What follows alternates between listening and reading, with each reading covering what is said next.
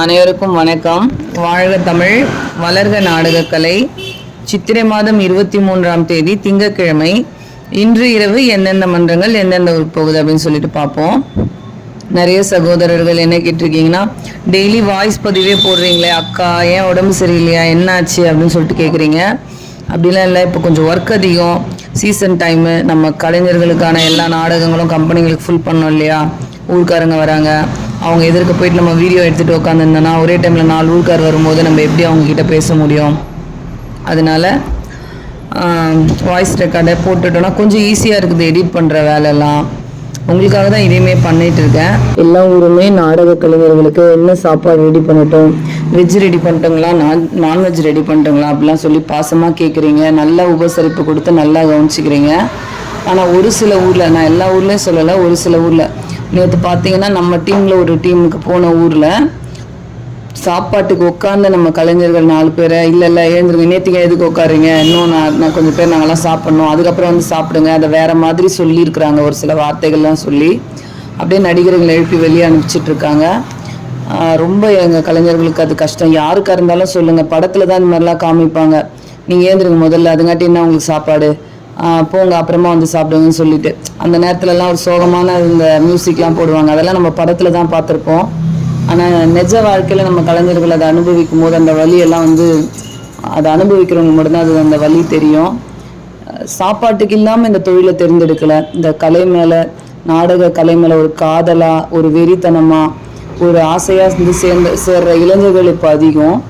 அப்படி இருக்கும்போது எல்லாருக்குமே வந்து தன்மானம்னு ஒன்று இருக்குது. சாப்பாட்டுக்காக தன்னோட தன்மானத்தை விட்டு கொடுக்கக்கூடாது. அதுக்காக தம்பிங்க சொன்னது என்னென்னா, நாங்கள் எங்களுக்கு சாப்பாடே வேணாம், அப்படிப்பட்ட ஊரில் நாங்கள் சாப்பிடவே மாட்டோம் அப்படின்னு சொல்லிட்டாங்க. சாப்பிடலைனாலும் அந்த ஊரில் நாங்கள் நாடகம் சிறப்பாக நடத்தி கொடுப்போம்க்கா அப்படின்னு சொல்லிட்டு சொன்னாங்க. நான் தம்பிங்களுக்கு சொன்னது என்னென்னா, ஊரில் 100 பேர் 200 பேர் இருப்பாங்க, நான் 200 பேரில் ஒருத்தர் செஞ்ச தப்புக்கு நம்ம ஊருக்கே தண்டனை கொடுக்கக்கூடாது. அந்த மாதிரி நீங்கள் சாப்பிடாம இருந்தீங்கன்னா அதுக்கு ஸ்பான்சர் எடுத்துகிட்டு இருக்கவங்க ஒருத்தவங்க இருப்பாங்க, செஞ்சவங்க ஒருத்தவங்க இருப்பாங்க, அவங்களுக்குலாம் எவ்வளோ மனசு வலிக்கும். அந்த சொன்ன ஒருத்தருக்காக நம்ம எல்லாரையும் கஷ்டப்படுத்தக்கூடாது அப்படின்னு சொல்லி நான் எங்கள் ஆளுங்களுக்கு சமாதானம் சொன்னேன். என்ன சமாதானம் சொன்னாலும் அது மன்னிக்க முடியாத ஒரு தவறு. அவங்களுக்கு அது எவ்வளோ வலியாக இருக்கும். ஒருத்தவங்க எல்லாருமே கஷ்டப்படுறதே அந்த ஒரு ஜான் வயத்துக்காக தான். அந்த சாப்பாட்டுக்கு ஒரு அசிங்கப்படும் போது அந்த சாப்பாடு சாப்பிடணும்னு தோணுமா யாருக்காக இருந்தாலும். அதனால நாடக கலைஞர்களை ரொம்ப ஒரு கீழ்த்தரமாக நடத்துகிற ஒரு சில கிராமங்கள், அந்த மாதிரி ஒரு சில நபர்கள் அந்த மாதிரி செய்யாதீங்க. உங்கள் கூட பிறந்தவங்க மாதிரி நம்ம வீட்டில் ஒரு ஆளாக பார்க்குறவங்க தான் அதிகம். அந்த மாதிரி நீங்களும் பாருங்கள். உங்களுடைய பொன்னான பாதத்தை தொட்டு வணங்கி கேட்டுக்கிறேன். கலைஞர்கள் என்னை நம்பி தான் ஊருக்கு வராங்க, நான் உங்களை நம்பி அனுப்புகிறேன். எங்கள் ஆளுங்களுக்கு திருப்தியாக சாப்பாடு போடுறீங்களோ இல்லையோ, அந்த சாப்பிட்ற நேரத்தில் அவங்கள வருத்தப்படுற மாதிரி, மரியாதை பண்ணுற மாதிரி நடத்தாதீங்க. ஒரு அன்பான வேண்டுகோள். நல்லா கவனிச்சிக்கிற ஊரெல்லாம் வந்து இதை தப்பாக நினைக்காதீங்க. நான் தவறு செய்கிற ஊருக்கு மட்டும்தான் இதை சொல்கிறேன். இதை 10 பேர் கேட்டால் அந்த ஒருத்தருக்கு போய் காதில் சேரும்ன்றதுக்காக தான் அதை சொல்கிறேன்.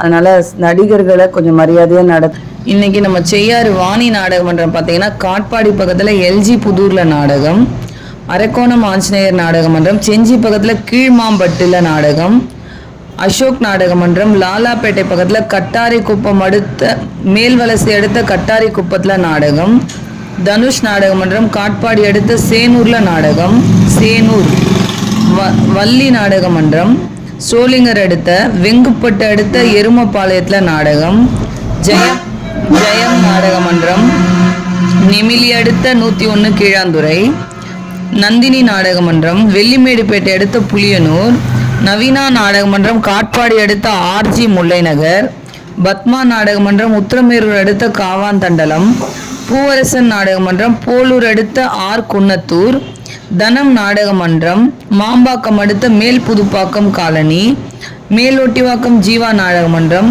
கீழ்கொடுங்காலூர் அடுத்த மணிமங்கலம். இன்னைக்கு இத்தனை மன்றங்களுக்கு தான் நாடகம். நாடக கலை ரசிகர்கள் தொடர்ந்து நாடக கலையை பாருங்கள். நாடக கலைக்கு வாய்ப்பும் ஆதரவும் கொடுங்க. அம்மாவுக்கு எப்போவுமே தொடர்ந்து சப்போர்ட் பண்ணுங்கள். வாழ்க தமிழ், வளர்க நாடக கலை. நன்றி, வணக்கம்.